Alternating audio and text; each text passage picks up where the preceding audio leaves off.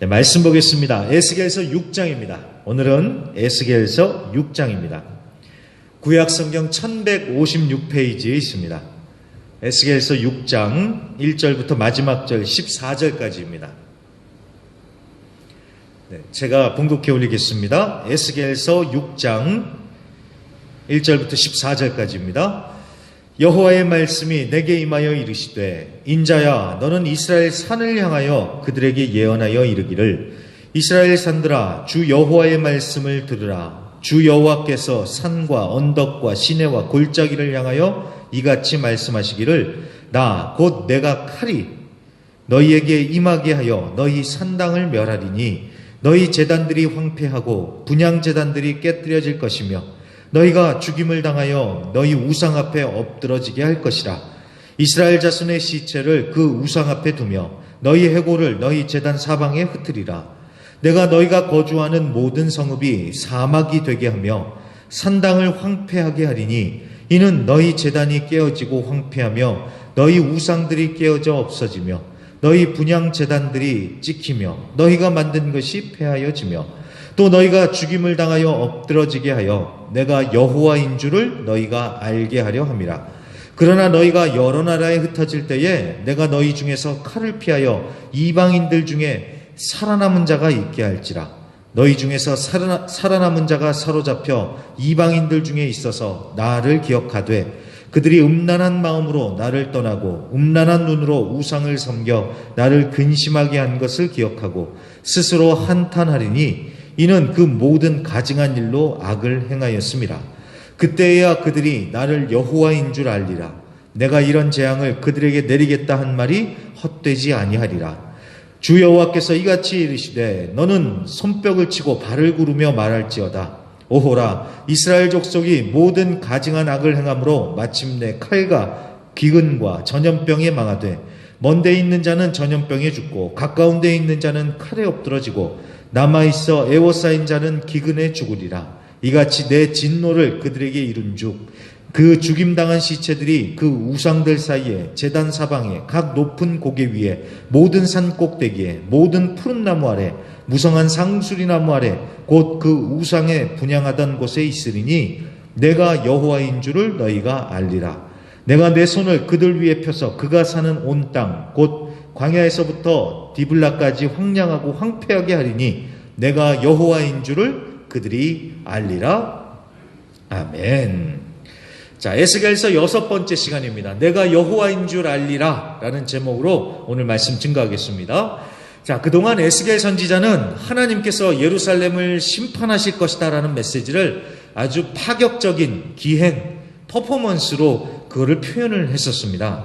그런데 오늘부터는 드디어 하나님께서 말하라 이렇게 말씀을 합니다. 이제 말을 할 수 있게 된 거예요. 자, 그래서 2절을 보시면 하나님께서 에스겔 선지자에게 이스라엘의 산을 향하여 예언하라, 그러니까 말씀을 선포하라 이렇게 말씀하십니다. 아니, 왜 산을 향해서 선포하라고 하실까요? 자, 3절에도 보시면요, 산과 언덕과 시내와 골짜기를 향하여 하나님께서 말씀하신대요. 하나님의 칼이 거기에 임할 거라고. 자, 지난주 우리가 5장에서 살펴봤듯이 칼은 심판의 상징을 합니다. 자, 그런데 왜 심판의 칼이 산이나 언덕, 시내, 골짜기에 임할까요? 자, 3절 마지막 부분부터 보면 그 이유가 나옵니다. 나, 곧 내가 칼이 너희에게 임하게 하여 너희 산당을 멸하리니. 산당이요, 산당. 자, 칼로 산당을 멸하시겠대요. 자, 산당 그러면은 한국의 뭐 선앙당, 성황당 이거 생각하면 얼추 비슷한데, 자, 여기서 산당이라는 말은 원어로 바마라는 뜻입니다. 바마는 높은 곳이다라는 뜻이에요. 높은 곳. 자, 가나안의 원주민들은 높은 곳, 그러니까 그런 산들이 하늘과 가까우니까 거기가 신들과 가까운 곳이라고 생각을 했었다고 합니다. 그래서 거기에 산당을 만들고 제단을 만들면서 이제 제사를 지냈던 거예요. 근데 그렇게 산당에서 제사를 지내면서 이 사람들이 끔찍한 일도 행합니다. 자녀들을 불로 태워가지고 제물로 바치기도 했고요. 또 그런 제사를 드리면서 음란하고 더러운 짓들도 거기서 했던 거예요. 자, 이 우상숭배. 당연히 하나님은 이걸 극도로 혐오, 싫어하시면서 신명기 12장에 분명하게 말씀합니다. 너희가 가나안 땅에 들어가면 모든 산당들은 다 때려 부시고 제거하고 오직 하나님이 택하신 시온산의 예루살렘 성전에서만 제사를 드려라. 하나님은 분명히 말씀하셨습니다. 산당을 다 없애라고 하셨어요. 그런데 이스라엘 백성들은 그 말을 안 듣습니다. 그 산당들을 없애기는커녕 그 산당을 그대로 남겨두면서 거기서 우상 숭배를 행했던 것입니다. 자, 열왕기 상하, 구약 성경의 열왕기 상하를 읽어보면은 결국 이스라엘이 망한 이유가 이 산당을 없애지 못해서 망한 걸 알 수가 있습니다. 이 산당을 흔적조차 없이 없애버렸어야 됐는데 그걸 남겨두는 거예요. 하나씩. 자, 하나 정도는 괜찮겠지. 하나 정도는 괜찮겠지. 진짜 괜찮을까요? 제가 술 마시는 분들 얘기를 들어보니까요. 이분들이 그래요. 딱 한 잔만 해야지 하는데 한 잔이 두 잔이 되고 두 잔이 세 잔이 되고 그런데요. 네. 하나 정도는 괜찮다? 요거 정도는 괜찮다? 그거를 끊어내지를 못하니까 이스라엘도 그 죄의 굴레에서 빠져나오지를 못하고 그렇게 오늘 이 말씀처럼 하나님의 심판을 받게 되는 겁니다. 3절부터 7절, 11절부터 14절 이게 다 그 우상을 파괴하겠다는 말씀이십니다. 그런데 우상의 제단만 파괴하시는 게 아니라 우상 숭배에 빠진 자들까지 하나님이 다 죽여서 우상 앞에 둔다고 말씀을 하시죠. 자, 여러분, 이 죄라는 게요, 이게 아주 무섭습니다. 하나 정도는 괜찮겠지. 한 번 정도는 괜찮겠지. 요 정도는 괜찮겠지. 근데 그 작은 하나가 이 걷잡을 수 없이 우리를 망가뜨리고 영적으로 무너지게 만드는 것입니다. 그래서 죄의 흔적들, 죄의 습관들, 죄에 빠져들게 만드는 것들, 작다고 그냥 그걸 둘 게 아니라 그냥 이거는 치워버리는 게, 진짜 없애버리는 게 이거 답입니다. 자, 그렇게 해서요, 이스라엘은 우상숭배로 인해서 이제 끔찍한 심판을 받는데, 또 8절부터 10절에 보시면 소망의 약속도 주십니다. 자, 그렇게 다 끝장을 내시는 가운데서도 살아남은 자가 있을 것이다 라고 그렇게 말씀하십니다. 자, 우리가 지난주에 남은 자 사상에 대해서 얘기를 했었는데, 다들 죄악에 빠져서 사는 것 같아도 하나님을 믿는 신실한 백성들, 남은 자들이 있습니다. 자, 그런데 하나님의 심판에서 살아남은 자들이 어떻게 한다고 합니까? 9절에 사로잡혀가서 하나님을 기억한대요. 그러면서 하나님을 떠나서 우상을 섬기면서 하나님을 근심하게 한 것을 한탄할 것이다 라고 그렇게 말씀을 합니다. 자, 여기서 스스로 한탄한다라는 말은 본래 스스로 미워할 것이다 라는 뜻입니다.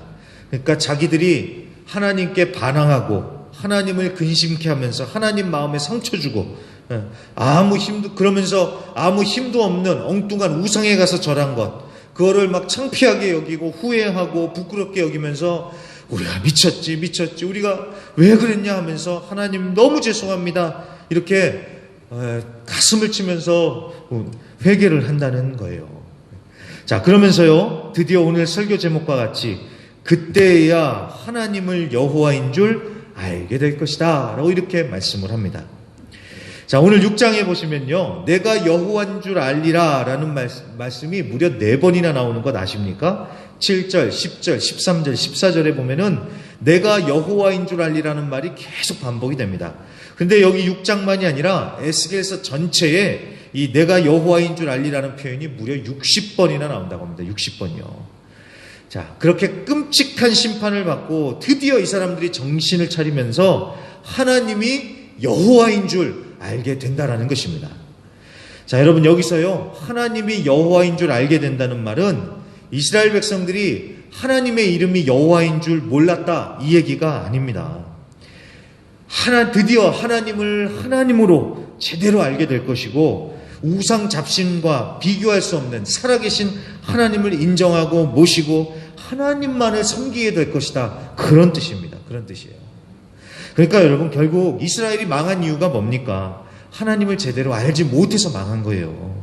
하나님만이 진정한 신이시오, 거룩하고 전능한 분이시고 만물의 주인이시고 왕이신 그 하나님을 잘 알고 있었으면 우상 숭배에 빠지지도 않았겠지요. 제가 주일에도 말씀드렸듯이요, 여러분, 믿음이 흔들리고 시험에 넘어지는 이유는 하나님을 제대로 알지 못해서 그러는 것입니다. 호세아서 4장 6절 하나님을 아는 지식이 없어서 망한다고 하잖아요. 하나님이 어떤 분이신지 우리가 제대로 알며 제대로 알아야겠습니다. 그러면 시험과 유혹, 고난 속에서도 버티고 인내하고 마침내 승리하게 됩니다. 하나님의 말씀을 통해서 날마다 하나님을 더욱 아시기를 힘쓰시길 부탁드립니다. 자, 그리고 한 가지만 더 생각해 볼 것은요.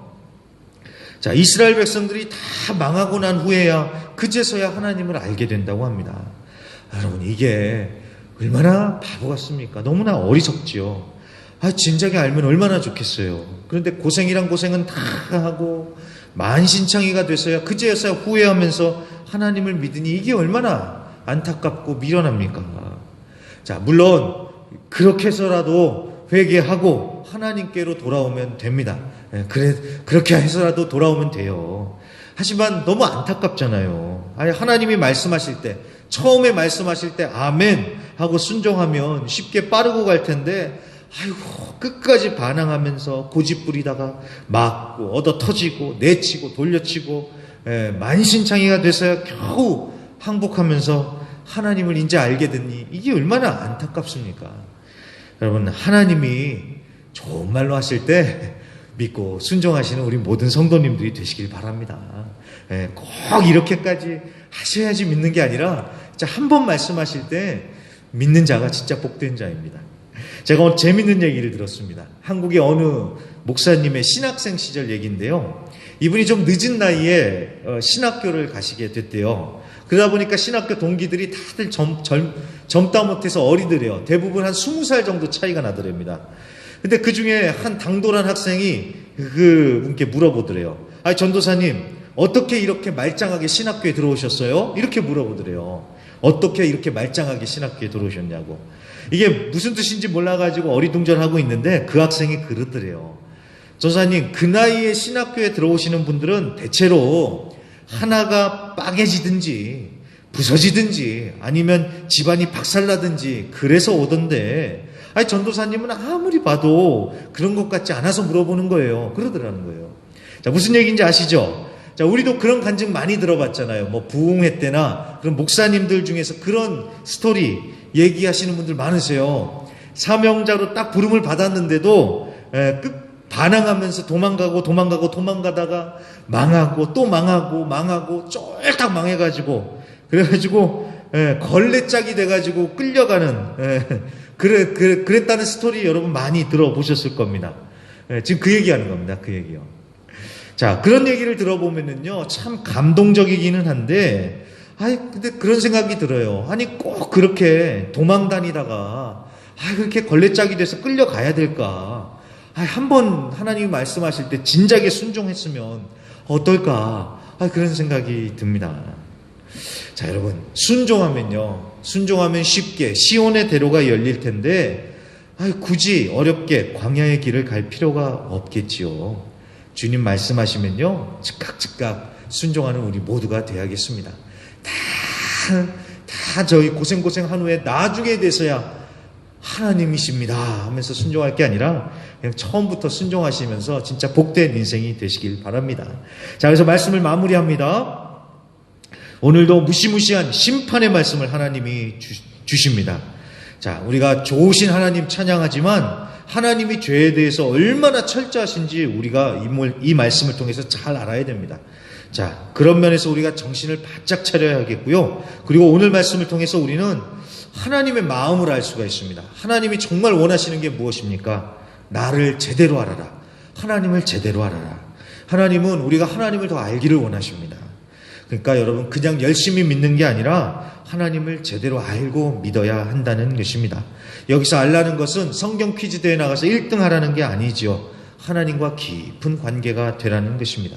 그러려면 하나님과 친해져야겠지요. 자, 그래서 오늘 이 말씀을 통해서 하나님 더 알고 싶습니다. 하나님을 더 가까이 가고 싶습니다. 정말 그렇게 하나님을 간절히 사모하시면서 하나님과 친밀한 관계가 되어 날마다 승리하시는 우리 모든 성도님들이 되시기를 주의 이름으로 간절히 부탁드립니다.